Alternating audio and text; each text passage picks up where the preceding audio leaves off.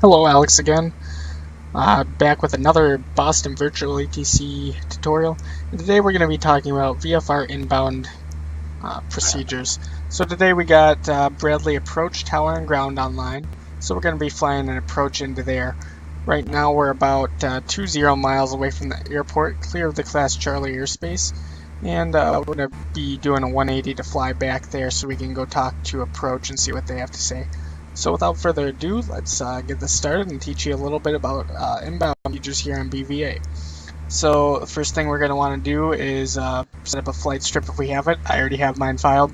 And then we're going to go over and contact Bradley Approach. Now, an important thing to know is that until we contact Bradley Approach, we cannot enter the Class Charlie ring. It'll be back in view in here in a few seconds.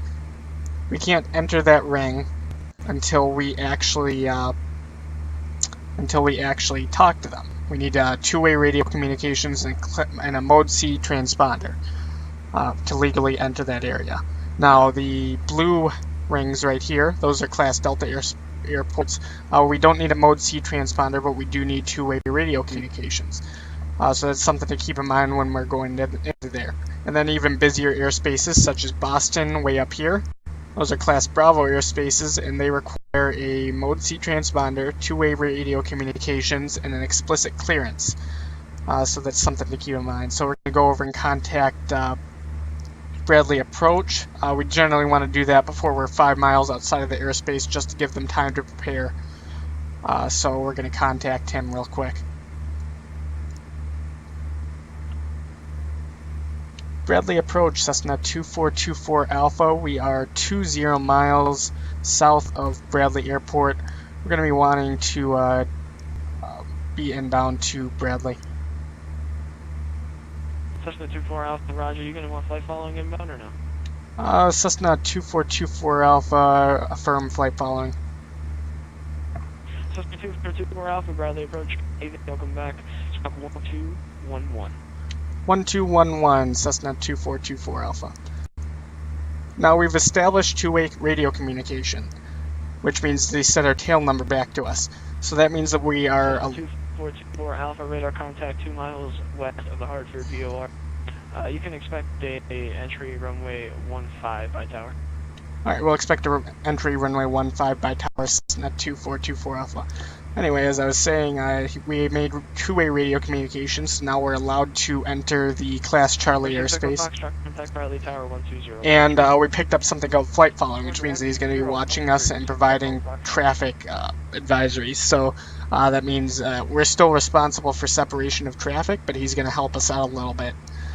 Another thing is that he radar contacted us. That means that he's going to be listening to us, and he will he'll be looking out for us on the radar, and he's going to be providing traffic separation for us. So that's something to keep in mind. Let's see here. We are 18 miles away. We should be getting instructions from him pretty soon to get lined up. Though I think he said that we would be getting entry instructions from Tower, so we may have to fly all the way to the airport before we get another instruction. So it's going to be a little bit until we get the next instruction, but that's all right. Talon 55 is approximately 38 to the southeast. Information get like 5 mile national runway 24 for available. Talon 55, Bradley Approach. Welcome aboard. Stop 12 VFR. 164 from VFR, Talon 55.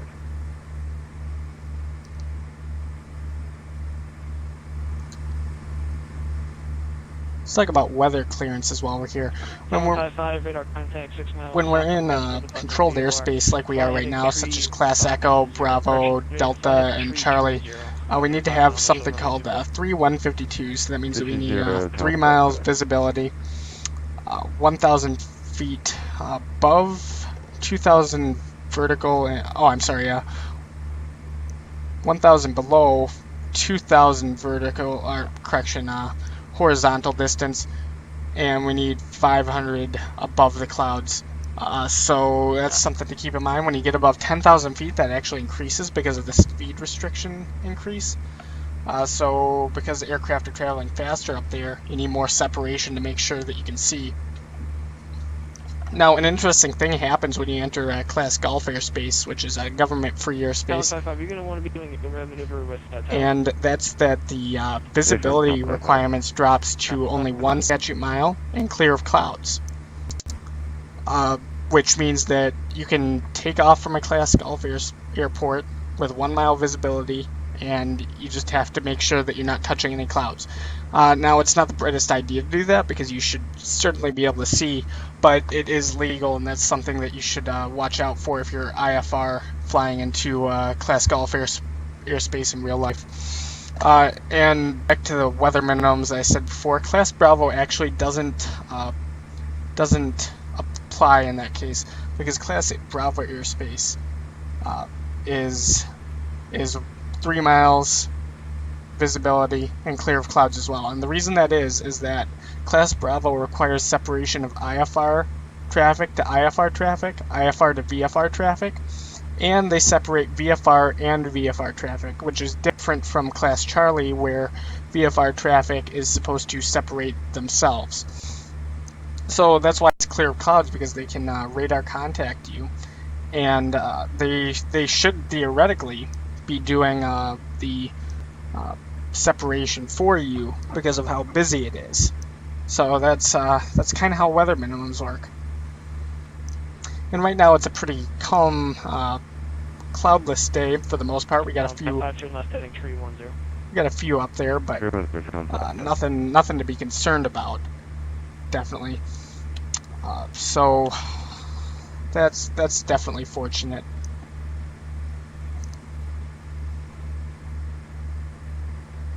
Should be getting handed off the tower here. Frequency is 120.3, so we get that plugged in.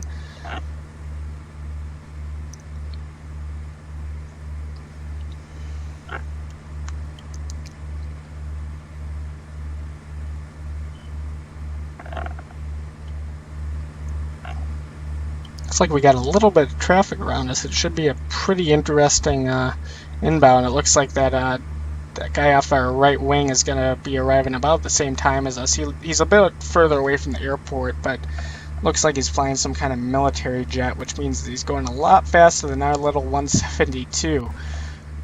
Those things can pull over 200 knots this low. Obviously, if they get up higher, they can go way faster than that. Sum up to the speed of sound.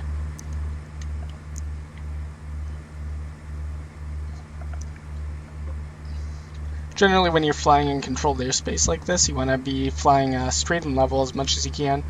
Of course, since you are VFR, unless you're assigned a heading or altitude, you can kind of just float around wherever you need to. But it's always polite for the controller if you just fly in a straight line, kind of. It makes it a lot easier.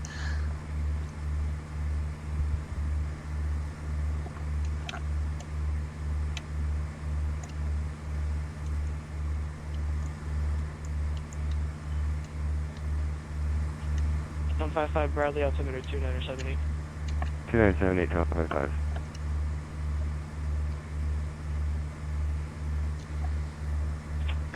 Altimeter 2978, contact tower 120.3. Have a safe landing. Contact tower 120.3, Cessna 2424 Alpha. Alright, so we're getting switched over to tower here. We should get some instructions for entry pretty soon here, so I can explain how that works depending on where we're going. We got runway 15, but I'll contact them real quick to see what's going on. Bradley Tower, Cessna 2424 Alpha. We are 10 miles south of the airport, inbound to land.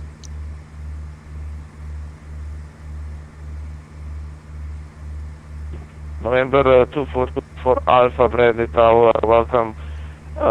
Enter right downwind for runway 15.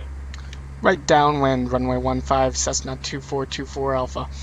Alright, so we're going to be entering a right downwind. Now there's a couple legs of the traffic pattern. For you if you want to look at it, I recommend looking up kind of how that looks. But right now I'm going to be doing a 45-degree entry, so I'm going to be kind of flying this heading.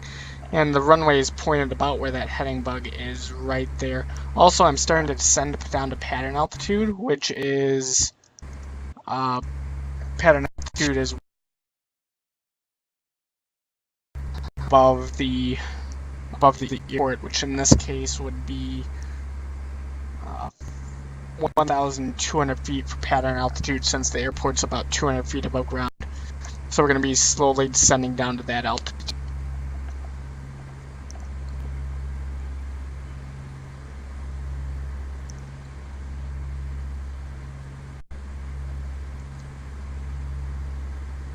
And we want to mixture it full rich. Since we're descending, we don't want that to become excessively lean, because that can damage the engine in real life. If you're flying a jet aircraft on the server, obviously that won't be a big deal, but if you're flying pistons, you got to make sure that fuel doesn't become too lean or it might shut off. Had that happen on at higher altitudes. If I have it at full, which will actually be too rich, and it will overheat, and in the flight simulator it doesn't really have good ways to simulate that, but in real life that can cause detonation and runway really bad stuff to happen. 24, wind 190 at 6. Reportation.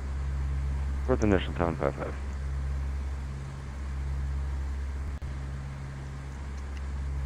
So what we're going to do, I can see the runway up ahead, about right off our nose. We got the bunny lights right there. So what I'm going to do, I'm going to place that about halfway along that strut right there, and give us a good viewpoint on how to land. Landing is a very visual procedure, and you should really use your eyes while you're trying to land. As much as you can, not relying on your instruments too much. Use the instruments more on instrument approaches, which I'll cover in a future tutorial 2 or 3 weeks from now.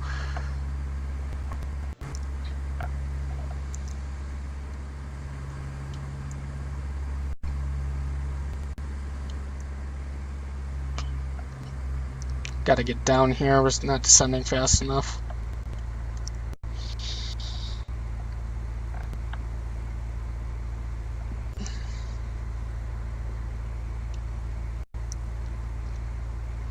Town 555 mile initial. Town 55, brake right at midfield, report back. Right brake midfield, require the brake off.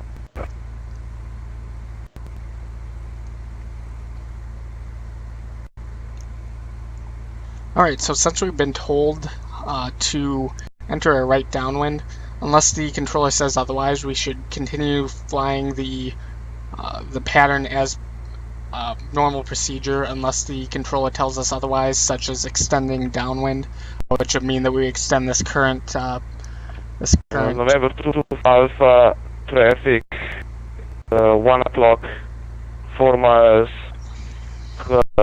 overflying runway 24, F-18. Oh, we got the traffic, Cessna 2424 Alpha. So what he gave us there was the traffic advisory for that F-18 Alpha. No, because we are radar contacted, he is required 24 to Alpha, maintain visual separation. maintain visual separation. 2424 Alpha. He has to let us know when stuff like this is going on. 24 Alpha, wind 190, correction.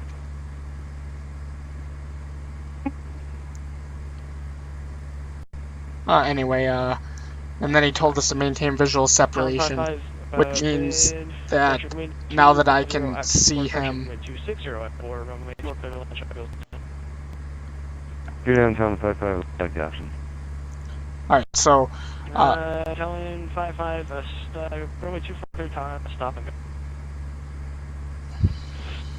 Unable stop and go town 55. Town 55, runway 24, clear to land on unable op. Take clear on 24 town 55. Okay. Cessna 24 Alpha, confirming traffic. We have traffic inside Cessna 2424 Alpha. Cessna 24 Alpha. Thank you. Maintain visual separation from that traffic and 260 at 4 runway 15. Clear to land. There will be one arrival on the intersecting runway prior to your arrival. Alright, we'll keep an eye out for that traffic. We got him in sight, and we'll maintain visual separation. Cessna 2424 Alpha, clear to land, runway 15.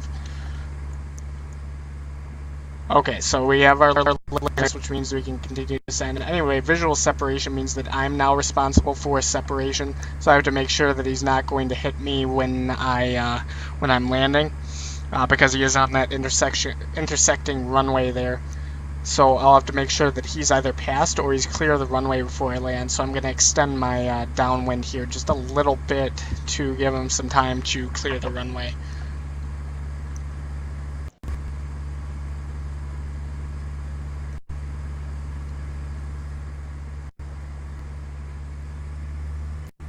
And we're going to deploy 1 notch of flaps, even though we're a little bit low here. What that'll do, that'll bring us up. And I've increased my throttle so that we don't stall at all, because stalls at this altitude can be deadly, and we definitely don't want that to happen. So it looks like he's about to clear the runway there, and I can probably begin to make my right turn here.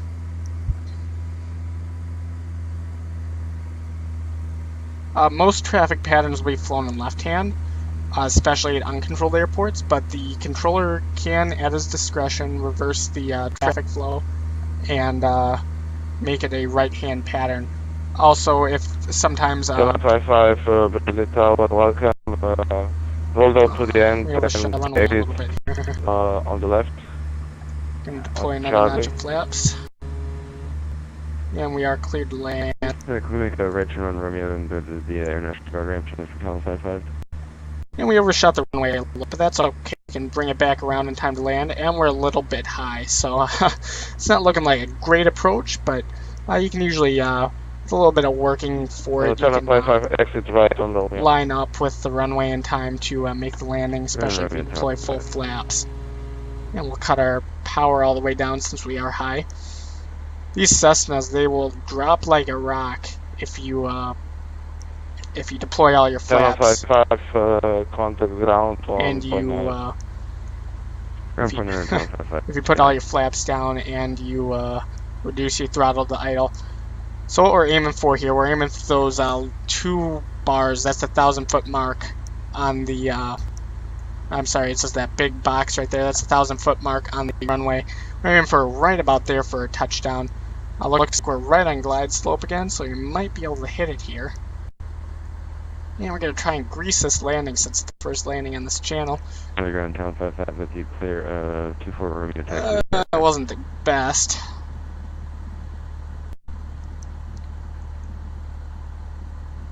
And we were a little bit right of center line, but you know what? They always say that good landings are landings that you can walk away from, and great landings are where you can use the airplane again.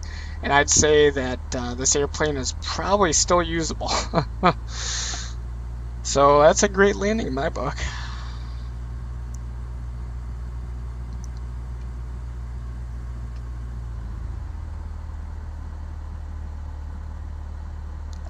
We're just going to remain on this runway until we get exit instructions, which should be coming up pretty soon.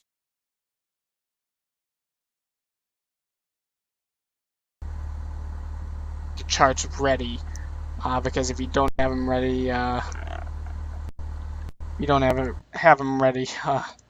stuff like this can happen where you don't know where you are. Okay. November 24 Alpha, exit left on Echo and contact ground on point. I will exit left on Echo and contact ground point 9 or Cessna 2424 Alpha. So we got our exit instructions now.